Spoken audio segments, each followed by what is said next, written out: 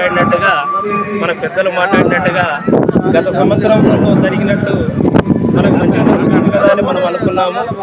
ఉద్యోగస్తులకు ఎలాంటి పక్క ఆదాయం లేదు కాబట్టి ఉద్యోగం మీదనే ఆధారపడి ఉండాల్సి వస్తుంది కాబట్టి మనం దాచుకున్న పైసల్ని కూడా విడుదల చేయకుండా ప్రభుత్వాలు వారి వైఖరిని మేము చాలా ఖండిస్తూ మేము ఇది చేస్తున్నాం. కాబట్టి వెంటనే మాకు రావాల్సిన 6 DAలు PRC అమలు చేయాలని మేము కోరుకుంటున్నాము. మేము కొత్తది కోరికలు కోరలేదు. మాకు రావాల్సింది గతంలో ఎన్ని ప్రభుత్వాలకు ఏమొస్తున్నాయో అవన్నీ అందరికీ తెలుసు. కేంద్రం ఎన్నిసార్లు DAలు ప్రకటించిందో అందరికీ తెలుసు. ఈరోజు మాకు ఎలాంటిది లేకుండా మాకు చేస్తుంటే మేము మా పిల్లలు చాలా బాధపడాల్సి వస్తున్నాయి. రేట్లు కూడా పెరిగిపోయినాయి. దాని కొరకు ఉద్యోగం మీదనే మేము ఆధారపడాల్సి వస్తుంది. అందుకని ఈ ప్రభుత్వం తొందరగా మాపై చొరవ చూసి మా మీద ప్రేమ చూపించాల్సిన అవసరం ఏం లేదండి. కాకపోతే మాకు రావాల్సిన PRCలు కానీ DAలు కానీ మేము GPF లోన్లు మేము దాచిపెట్టుకున్న డబ్బులు కూడా మాకు రావడం లేదు. పింఛన్దారులు పింఛన్ దిగిన తర్వాత వస్తాయి కదా అని ఆశలు పడి పిల్లలు అందరూ ఉన్నారు కాబట్టి ట్యాక్స్ పెట్టి ఇదంతా పింఛన్దారులు కూడా చాలా బాధపడుతున్నారు. ఆ విధంగానే తక్షణమే ప్రభుత్వం మాకు రావాల్సిన నిధులని విడుదల చేయాలని మా డిమాండ్స్. తెలంగాణ రాష్ట్రంలో చాలా మటుకు నిరుద్యోగులకు ఉద్యోగ అవకాశాలు లేక రోడ్ల మీద తిరుగుతున్నారు. దానికి ముఖ్య కారణం ఏజెన్సీ సంస్థలు కాంట్రాక్ట్ అనేటువంటి ఒక వ్యవస్థను ఈ రాష్ట్రంలోకి బలవంతంగా ప్రభుత్వాలు తీసుకొచ్చి ఆ వ్యవస్థల ద్వారా దాదాపు ఈ రాష్ట్రం లోపల 6,50,000 మంది అనేటువంటిది టెంపరీ తాత్కాలికంగా ఉద్యోగస్తులు ఈ రాష్ట్రంలో ఉన్నారు. నిరుద్యోగులకు నోటిఫికేషన్స్ ఇచ్చి ఉద్యోగ అవకాశాలు కల్పించకుండా ఈ ఏజెన్సీ సంస్థలు డబ్బులు తీసుకొని ఉద్యోగస్తులను ఎలాంటి రిక్రూట్మెంట్ లేకుండా ఎలాంటి మెరిట్ లేకుండా ఈ విధంగా మీరు సెలెక్ట్ చేసుకున్న విధానాన్ని ప్రభుత్వాన్ని పరంగా మీరు ఎట్లా దాన్ని ఎట్లా మీ దృష్టిలో ఎట్లా ఆలోచిస్తారు? ఇక్కడ చూడండి, ఇక్కడ ఉద్యోగస్తులం అనేటువంటిది ఏ ప్రభుత్వం వచ్చినా కూడా ప్రభుత్వాలతో మాకు పని లేకుండా ప్రభుత్వాలతో ఫ్రెండ్లీగా పనిచేసేటువంటిది మేము ఉద్యోగస్తులు. అదేవిధంగా రాష్ట్రాన్ని మా శక్తి వంచన లేకుండా రాష్ట్రాన్ని ముందు భాగంలో ఉంచడానికి ఉద్యోగస్తులందరం కూడా పనిచేస్తాం. ఇక్కడ మీరు అడిగిన దానిలో కాంగ్రెస్ ప్రభుత్వం వచ్చిన తర్వాత గౌరవ పెద్దలు యనమల రేవంత్ రెడ్డి గారు మా ప్రభుత్వము 60,000 పైచలకు ఉద్యోగాలు అపాయింట్మెంట్ ఇవ్వడం జరిగిందని చెప్పారు. అదేవిధంగా 30,000 మందికి ప్రమోషన్స్ కూడా ఇవ్వడం అని చెప్పి వాళ్ళు లెక్కలు చెప్తారు. అదేవిధంగా జాబ్ క్యాలెండర్ కూడా వాళ్ళు పెడతా ఉన్నారు. మీరు ఏజెన్సీ అనేటువంటిది ఏదైతే ప్రస్తావించారో ఈ ఏజెన్సీ అనేటువంటిది గవర్నమెంట్ ఉద్యోగాలు కాకుండా చాలా కాలం నుంచి కూడా చేసేటువంటి కాంట్రాక్ట్ అవుట్సోర్సింగ్లో ఉంటున్నారు. మీరు ఒక మంచి ప్రశ్న వేశారు. ఇటీవలి కాలంలోనే రెవెన్యూలో పనిచేసినటువంటి అవుట్సోర్సింగ్ పనిచేసినటువంటి 690 మంది వాళ్ళని తీసేయడం వల్ల వారి కుటుంబాలు రోడ్డు మీద పడ్డాయి. ఇంకా చాలామంది పెన్ డౌన్ పెట్టుకొని బయట ధర్నాలు చేస్తున్నారు. కాబట్టి ప్రభుత్వం వారికి కల్పించేటువంటి ఉద్యోగాలు వాళ్ళకి ఇచ్చుకుంటూ వారి సౌకర్యాలు కల్పించినట్టయితే ప్రభుత్వ ఉద్యోగులు ప్రభుత్వానికి ఎల్లప్పుడూ అండగా ఉండి పనిచేస్తారు. ఇప్పుడు చేసేటువంటి దాంట్లో ధర్నాల్లో కూడా 6 DAలు అనేటువంటిది చాలా పెరగకపోవడం చాలా బాధాకరమైన విషయము. అవి తొందరలోనే త్వరితగతిన ఈ పరిష్కరించకపోతే ఉద్యోగులు భవిష్యత్తులో ఇంకా రోడ్ల మీదకి వచ్చేటువంటి పరిస్థితి. సార్, ఒక్కటి సొసైటీ లోపల దాదాపు ఒక 30 లక్షల మంది ప్రైవేట్ ఎంప్లాయీస్ ఉన్నారు. వివిధ స్థాయి లోపల పనిచేస్తున్నారు. వాళ్ళు ప్రొఫెషనల్స్ మొత్తం కూడా ఆ ప్రొఫెషనల్స్కి ఇచ్చేటువంటి జీతభత్యాలు ప్రభుత్వ ఉద్యోగస్తులతో పోల్చుకుంటే చాలా తక్కువ ఉన్నాయి. మరి వాళ్ళకి మార్కెట్కు సంబంధించినటువంటి అనుగుణంగా ధరల రేటు వాళ్ళకి ఎందుకు కట్టియట్లేదు? మీరు మాత్రం ఎందుకు డిమాండ్ చేస్తున్నారు ప్రభుత్వం?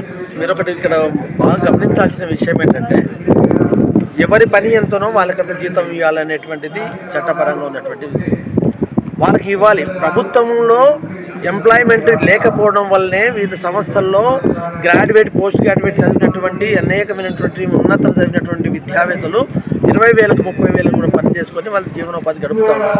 ఇవన్నీ చేయాలంటే ప్రభుత్వము జాబ్ క్యాలెండర్ వేయాలి.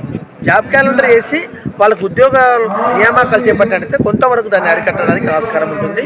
ఏదేమైనప్పటికీ కూడా చదివేటువంటి వాళ్ళు ఎక్కువ అవ్వడము, ఉద్యోగాలు తక్కువ అవడము, అందుకొరకే చదివినటువంటి ప్రతి వారు కూడా ఉద్యోగం వైపు కాకుండా బయటకు వేరే పనులకు వెళ్ళడానికి ప్రయత్నం. ఇంకోటి సార్, తెలంగాణ రాష్ట్రం వచ్చిన తర్వాత తెలంగాణ తెచ్చిన ఉద్యోగస్తులు అందరూ ఐక్యంగా ఉద్యమం చేసి తెలంగాణ ఏర్పాటు చేసాం. మా హక్కులను మా జీతాలను తర్వాత మాకు పిఆర్సీను డిఏను మరి అవన్నీ పెంచాలి అలయన్స్ అని చెప్పేసి మీరు అడుగుతున్నారు. అయితే ఒక విషయం ఏంటంటే తెలంగాణ రావడం కోసం అందరూ భాగస్వాములు ఉన్నారు. తెలంగాణ వచ్చిన తర్వాత ఆర్థిక వనరులు అనేటువంటి ఎట్లా పెరుగుతాయి? మీరు ఎందుకు అట్లా గొంతమ్మ కోరికలు కోరుతున్నారు? అధిక జీతాలు ఎందుకు కోరుతున్నారు? తెలంగాణ కొత్త రాష్ట్రం లోపల ఆర్థిక వనరులు అనేటువంటి తగ్గుతావే పెరుగుతావే? అది ఒకటి. ఆర్థిక వనరులు లేకనే ఈ రాష్ట్రం లోపల గత ప్రభుత్వం కూడా దాదాపు 8 లక్షల కోట్ల అప్పులు తెచ్చింది.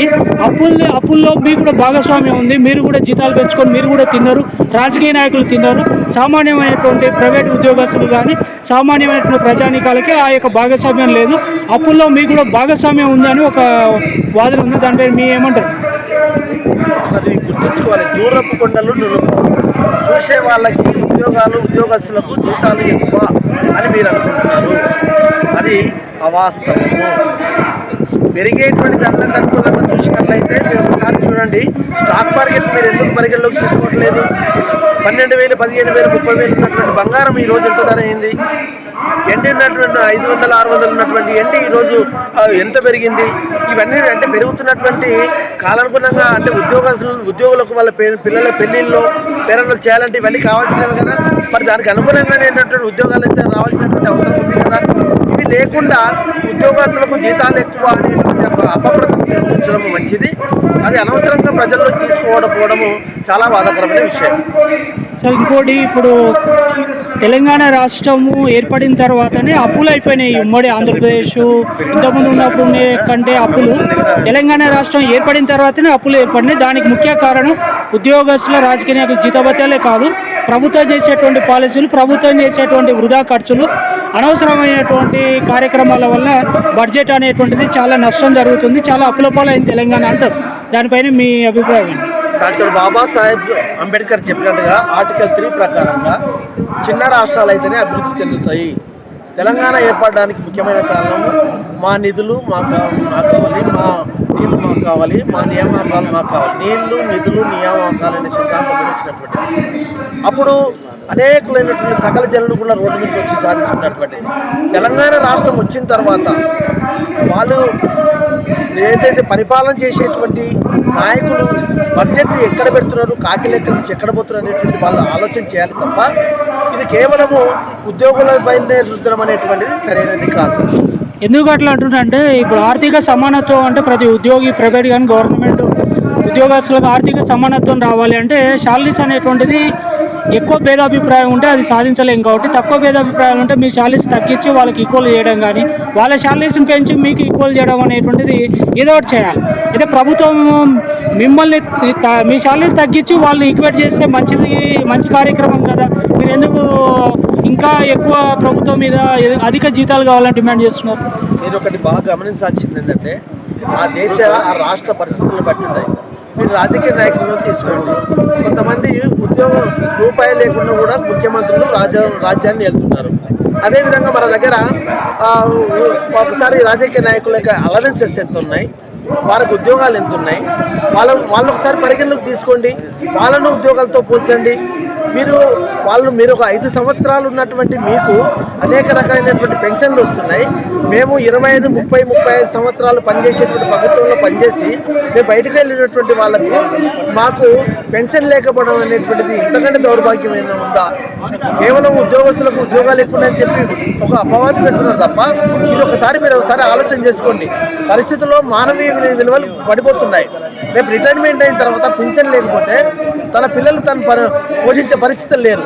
35, 40 సంవత్సరాలు ఉద్యోగంలో నుండి కనీసం చివరి వరకు చనిపోయే వరకు కూడా వాళ్ళు తృప్తిగా తిని తాగి చనిపోలేని పరిస్థితులు ఉన్నారు. కాబట్టి